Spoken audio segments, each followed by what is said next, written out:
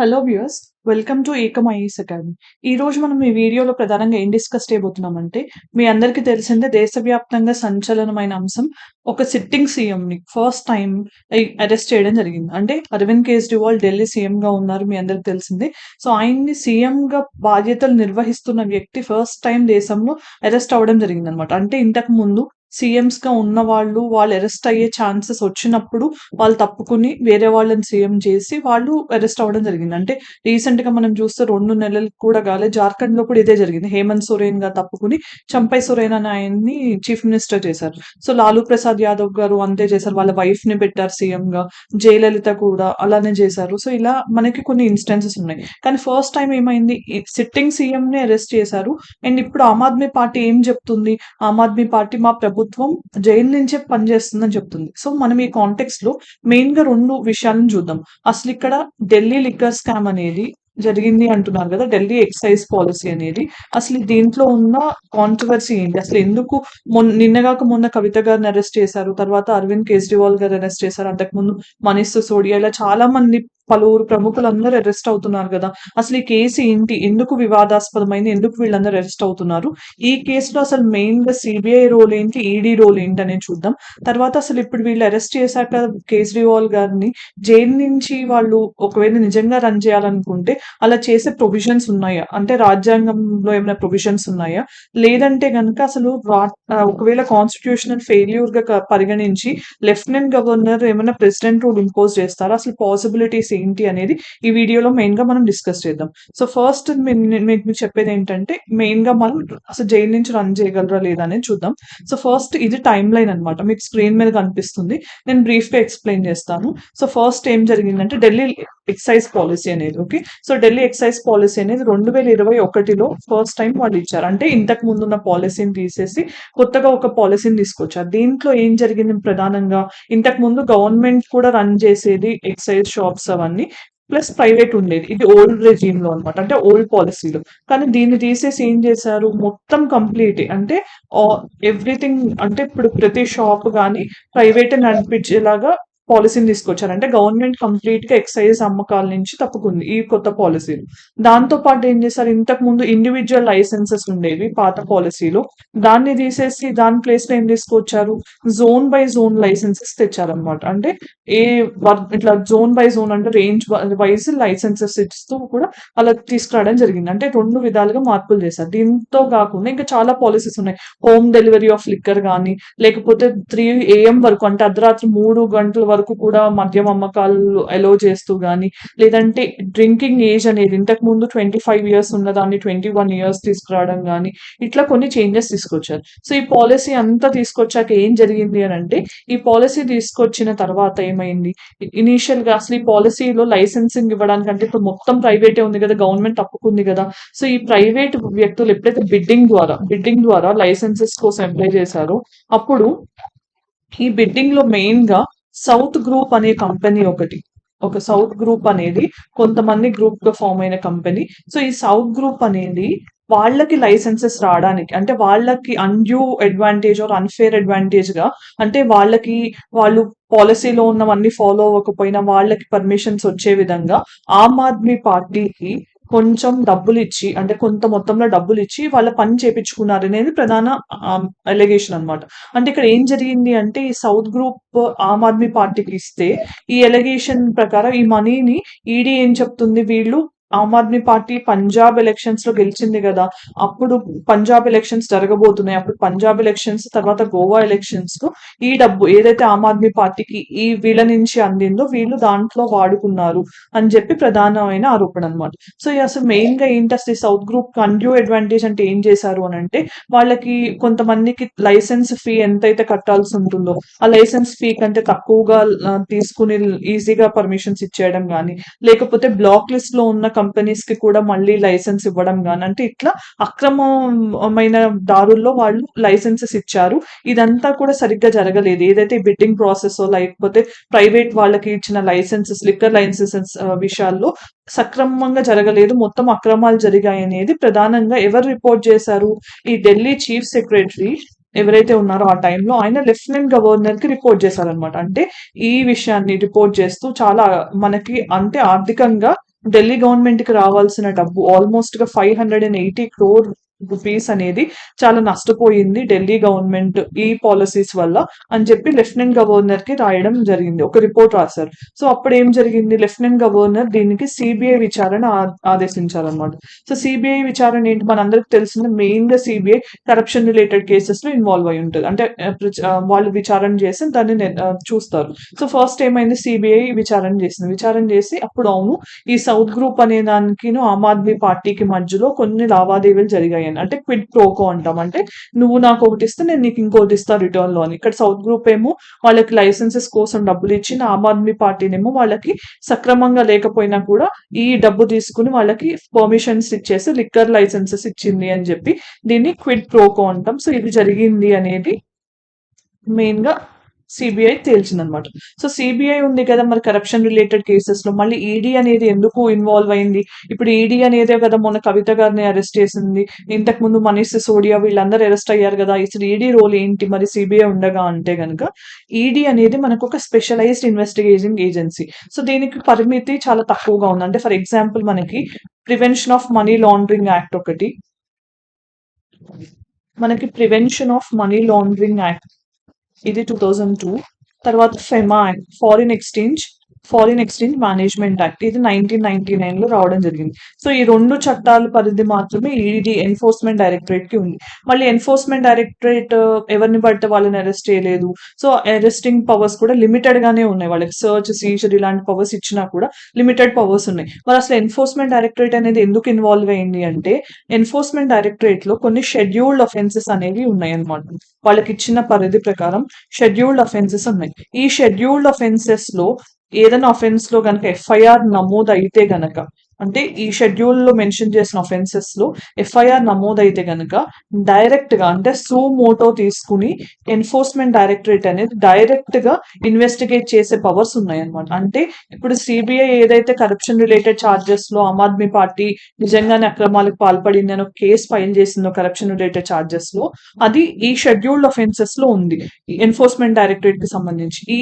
దీని ప్రకారం వీళ్ళు ఏం చేశారు, ఆల్రెడీ ఎఫ్ఐఆర్ సిబిఐ ఫైల్ చేసింది కాబట్టి సుమోటోగా కేసుని తీసుకుని, అవును ఎంత అక్రమం మన మనీ ఉంది, అసలు దాంట్లో ఎంత అవినీతి జరిగింది అనేది సిబిఐ తెలుస్తుంది, అసలు అక్రమమైన మనీ ఎక్కడి నుంచి వచ్చింది ఇవన్నీ కూడా ఈడీ తేల్చడానికి అని చెప్పి ఈడీ ఈ పిక్చర్ లోకి రావడం జరిగింది. సో ఇలా సిబిఐ ఈడీ రెండు కూడా ఈ కేసును దర్యాప్తు చేస్తూ స్టార్ట్ చేశాయి. సో మొత్తానికి ఇప్పుడు ఏమైంది, ఇర్రెగ్యులారిటీస్ అనే గ్రౌండ్ మీద ఆల్మోస్ట్ గా ఈ ఆమ్ ఆద్మీ పార్టీ కొంతమందికి ఫేవర్ చేయడం, ఆ సౌత్ గ్రూప్ వాళ్ళని ఫేవర్ చేయడం వల్ల మొత్తం 580 crore రూపీస్ అనేవి ఢిల్లీ గవర్నమెంట్ కి రావాల్సినవి నష్టపోయామని చెప్పి చీఫ్ సెక్రటరీ లెఫ్టినెంట్ గవర్నర్ కి రాసిన రిపోర్ట్ వల్ల ఈ కేసు అంతా స్టార్ట్ అయిందనమాట. సో దీంట్లో ఒక్కొక్కళ్ళ పేర్లు బయటకు వస్తున్న కొద్దీ ఒక్కొక్కళ్ళు అరెస్ట్ అవుతున్నారు. సో ఇదంతా కేసు గురించి సంబంధించిన డీటెయిల్.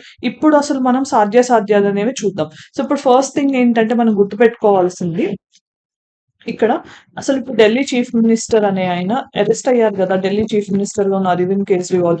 సో అసలు ఈయన ఇప్పుడు డిస్క్వాలిఫై అవుతారా, లేదా అరెస్ట్ అయ్యారు కాబట్టి జైలు నుంచి డిస్క్వాలిఫై అవుతారా, లేకపోతే వర్క్ ఫ్రమ్ జైల్ ఈ కాన్సెప్ట్ ఏమన్నా ఎలో చేయడానికి ఛాన్స్ ఉంటుందా, లేదా ప్రెసిడెంట్ రూల్ అనేది ఇంపోజ్ చేస్తారు. సో ఈ 3 పాసిబిలిటీస్ ఉన్నాయి మనకి presidents rule.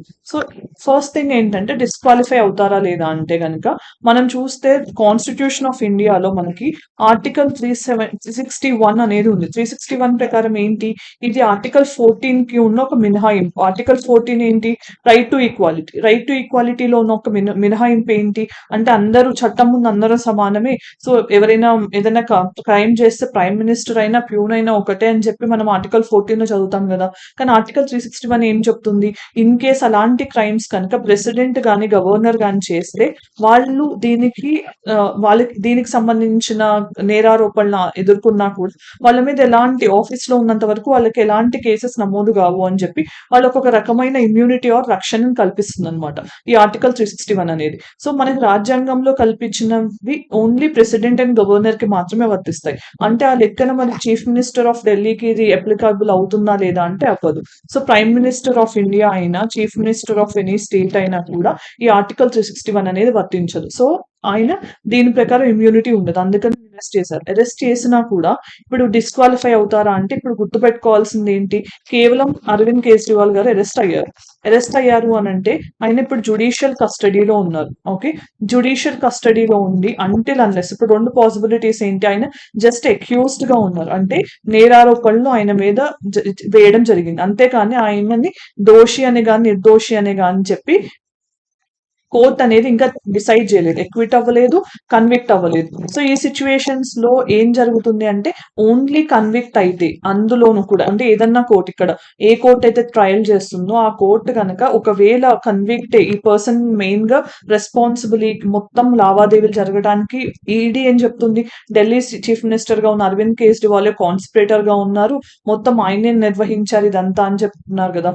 So in case ఆయన కన్విక్ట్ అయ్యి ఆయనకి ఏదైనా పనిష్మెంట్ ఒకవేళ 2 ఏళ్ల కంటే ఎక్కువ ఇంప్రిజన్మెంట్ ఉండే పనిష్మెంట్ ఇస్తే మాత్రమే ఆయన రిప్రజెంటేషన్ ఆఫ్ పీపుల్స్ యాక్ట్ 1951 కింద సెక్షన్ 8 క్లాస్ 3 కింద కన్విక్ట్ అయినందుకు డిస్క్వాలిఫై అవుతారు. అప్పుడు ఆయన చీఫ్ మినిస్టర్ గా వైదొలగాలి, ప్లస్ నెక్స్ట్ 6 years వరకు కూడా ఎలక్షన్స్ లో కంటెస్ట్ చేయలేదు. ఇది ఉన్న ప్రొవిజన్. అంటే ఇప్పుడు ప్రస్తుతానికి ఆయన కన్విక్ట్ అనేది ఏ కోర్టు చెప్పలేదు, జస్ట్ అక్యూజ్డ్ గా మాత్రమే ఉన్నారు కాబట్టి ఆయన చీఫ్ మినిస్టర్ గా కొనసాగకూడదు అని చెప్పడానికి కాన్స్టిట్యూషన్ లో గానీ రిప్రజెంటేషన్ ఆఫ్ పీపుల్స్ యాక్ట్ లో గానీ ఎలాంటి ప్రొవిజన్స్ లేవు. సో ఇది ఫస్ట్ థింగ్. తర్వాత ఏంటి, వర్క్ ఫ్రమ్ హోమ్ లాగా వర్క్ ఫ్రమ్ జైల్ అనేది మేము ఆమ్ ఆద్మీ పార్టీ మేము ఇలానే వర్క్ చేస్తామని చెప్తున్నారు కదా.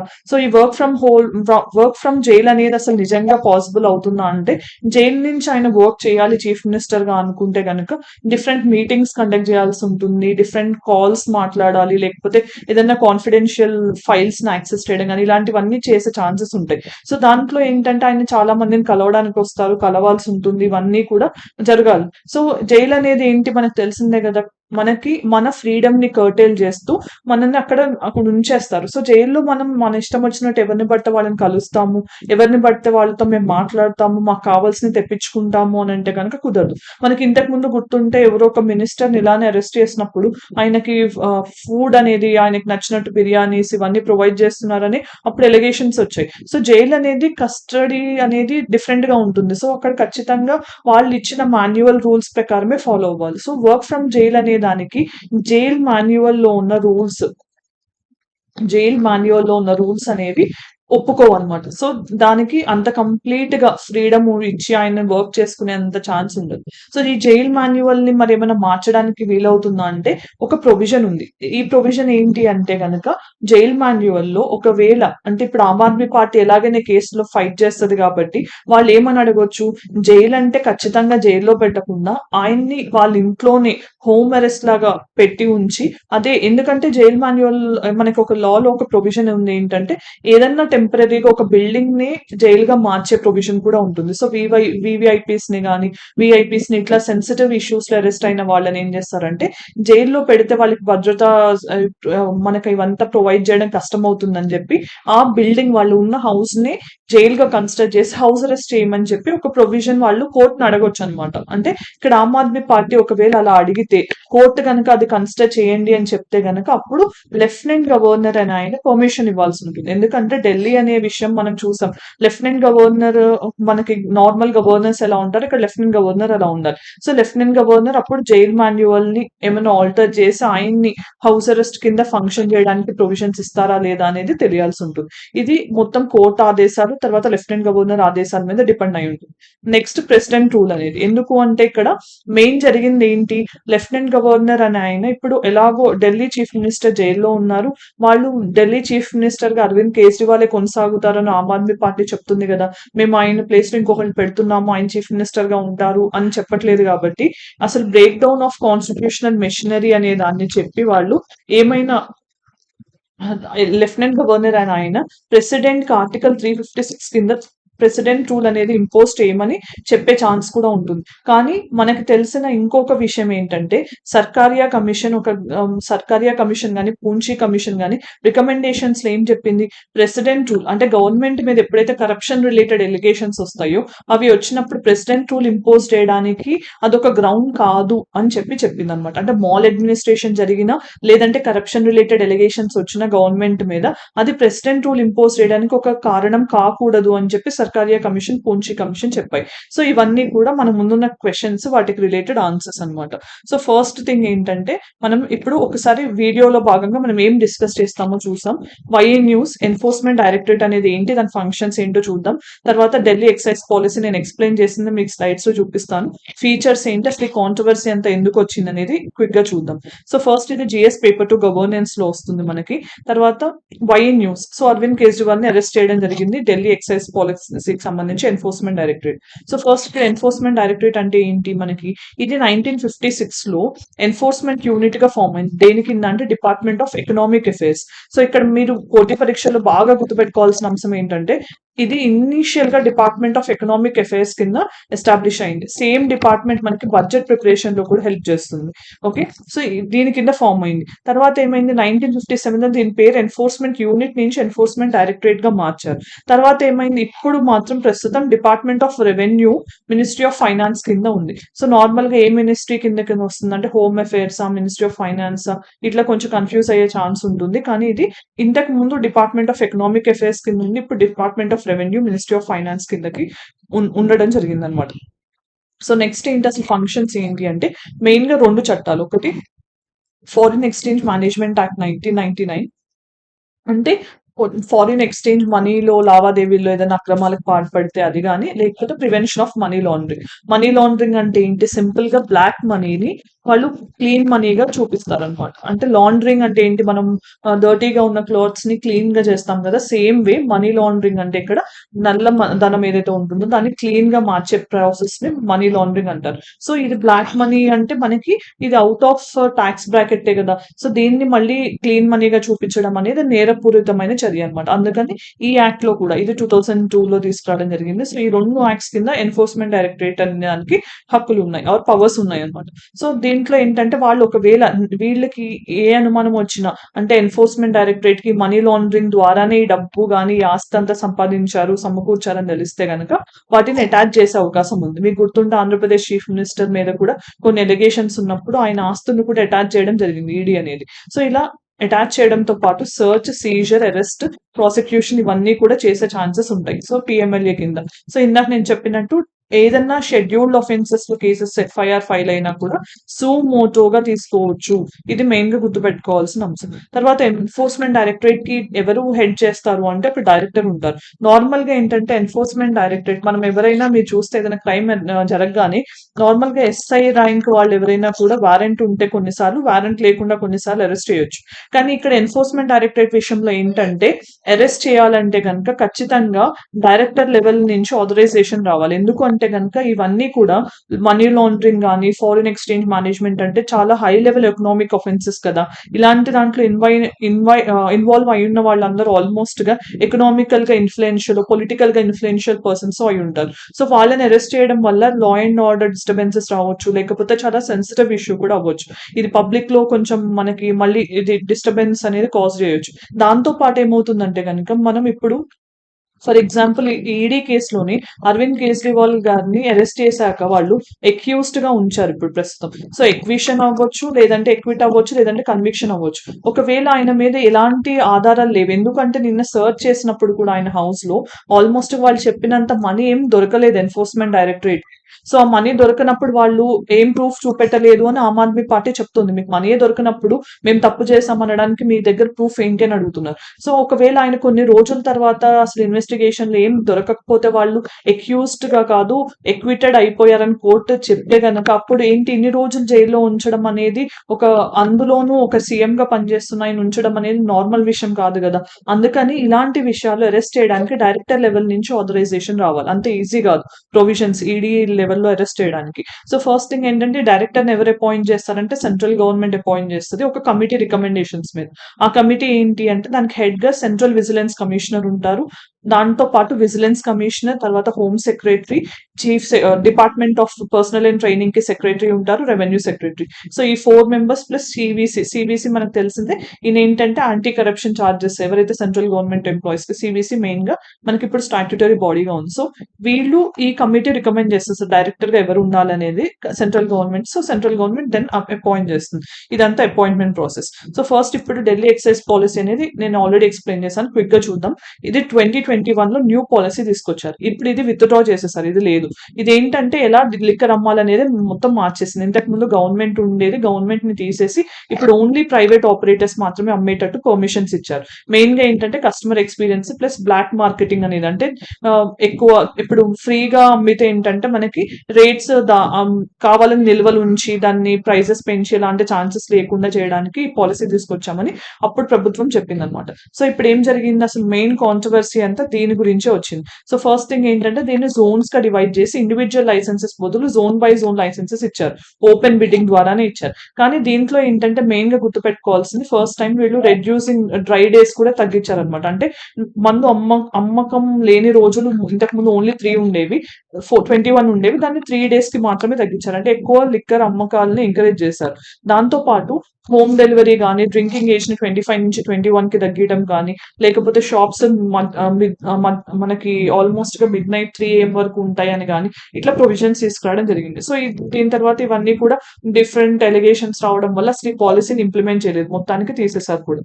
సో ఇప్పుడు ఈ కాంట్రవర్సీ అంతా కూడా చీఫ్ సెక్రటరీ ఎప్పుడైతే నివేదికను సమర్పించారో లెఫ్టినెంట్ గవర్నర్ కి, దీంట్లో ప్రొసీజరల్ ల్యాప్సెస్ కానీ ఇర్రెగ్యులారిటీస్ కానీ జరిగాయి. అంటే అన్ఫేర్ అడ్వాంటేజ్ అనేది కొంతమందికి ఈ పాలసీ వల్ల జరిగింది. దానికి రివర్స్ లో వాళ్ళు కొన్ని మనీ తీసుకుని వాళ్ళు లాభపడ్డారు అనేది మెయిన్ గా జరిగిన ఎలిగేషన్స్. దీంట్లో ఏంటంటే మెయిన్ గా అప్పుడున్న ఢిల్లీ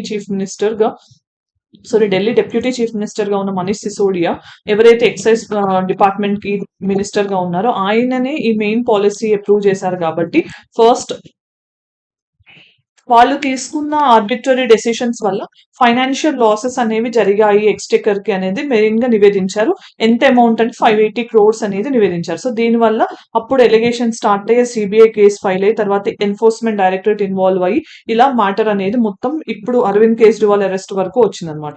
సో ఈడీస్ రోల్ ఏంటంటే నేను ఇందాక చెప్పినట్టు షెడ్యూల్డ్ ఆఫెన్సెస్ లో ఎఫ్ఐఆర్ ఫైల్ అయింది కాబట్టి అది మనీ లాండరింగ్ ఛార్జెస్ మీద ఇన్వెస్టిగేట్ చేయడానికి ఎన్ఫోర్స్మెంట్ డైరెక్టరేట్ అనేది ఇంకొక కేసు నమోదు చేసింది. సిబిఐ అనేది కరప్షన్ ఛార్జెస్, ఎన్ఫోర్స్మెంట్ డైరెక్టరేట్ అనేది మనీ లాండరింగ్ ఛార్జెస్ మీద చూసి వాళ్ళు మొత్తం 292 crores అనేది మనీ లాండరింగ్ అయింది మొత్తం ఈ ఆపరేషన్ లో ఆర్ ఈ పర్టికులర్ పాలసీ ద్వారా అని చెప్పి వాళ్ళు చెప్పారనమాట. సో 12% మార్జిన్, 6% క్విక్ బ్యాక్, అంటే వాళ్ళకి మేము ఫేవర్ చేసినందుకు మాకు ఇంత ఇవ్వాలి అని చెప్పి సౌత్ గ్రూప్ అనే దాన్ని దగ్గర నుంచి వాళ్ళు మనీ తీసుకున్నారు అనేది మెయిన్ గా చేసిన ఎలిగేషన్స్ అనమాట. సో ఇది మొత్తం ఢిల్లీ కాంట్రవర్సీకి సంబంధించి ఎక్స్ప్లెనేషన్. దాంతో పాటు అసలు ఫ్యూచర్ లో ఏం జరగవచ్చు, పాసిబిలిటీస్ అనే దాని గురించి. సో నిన్న మనం డిస్కస్ చేసిన ప్రాక్టీస్ క్వశ్చన్ లో రైట్ టు ప్రైవసీ అనే దానికి దేంట్లో భాగంగా అంటే ఆర్టికల్ 21 మనకి right to freedom of life and personal Liberty ఉంది కదా. సో ఫండమెంటల్ రైట్, దాంట్లో భాగంగా రైట్ టు ప్రైవసీ అనేది స్వామి జడ్జ్మెంట్ లో సుప్రీం కోర్ట్ అది కూడా ఫండమెంటల్ టు ఆర్టికల్ 21 అని చెప్పడం జరిగింది. సో ఇది ఆన్సర్. ఈ రోజు క్వశ్చన్ చూద్దాం. With reference to enforcement directorate consider the following statements. It is mandated with the task of enforcing provisions of FEMA. Then it is a statutory body like CBI. Enforcement Directorate can also register a case on its own register చేయగలదా లేదా అనేది answer చేయండి options ని చూస్ చేసి. తర్వాత ఈరోజు mains question లో భాగంగా ఏమి ఈ రోజు ఇచ్చారంటే discuss the role and functions of enforcement directorate in India and evaluates its effectiveness in combating economic offences. ఇది మనకి ఇచ్చిన మెయిన్స్ క్వశ్చన్. సో ఈ రోజు ఆన్సర్ చేయడానికి ట్రై చేయండి. కామెంట్ సెక్షన్ లో మీ ఆన్సర్ పెడితే మేము దాన్ని ఎలా ఇంప్రూవ్ చేయొచ్చు ఇంకా అనేది కూడా అడ్వైస్ ఇస్తాం. So as we have reach the end of the video, ఈ రోజు మనం ఏం మెయిన్ గా డిస్కస్ చేసామంటే సో ఢిల్లీ ఎక్సైజ్ పాలసీలో జరిగిన కాంట్రవర్సీ ఏంటి, అసలు ఏం ఎలిగేషన్స్ మీద అరవింద్ కేజ్రీవాల్ గారిని అరెస్ట్ చేయడం జరిగింది, ఒక సీఎం గా ఆయన జైలు నుంచి ప్రభుత్వాన్ని నడపవచ్చా, రాజ్యాంగం ఏం చెప్తుంది, ఇప్పుడు డిస్క్వాలిఫై అయ్యే ఛాన్సెస్ ఏంటి, ప్రెసిడెంట్ రూల్ ఇంపోజ్ చేసే ఛాన్సెస్ ఏంటి అనేవి మనం మెయిన్ గా ఈ వీడియోలో డిస్కస్ చేసాం. Thank you for watching. Have a good day.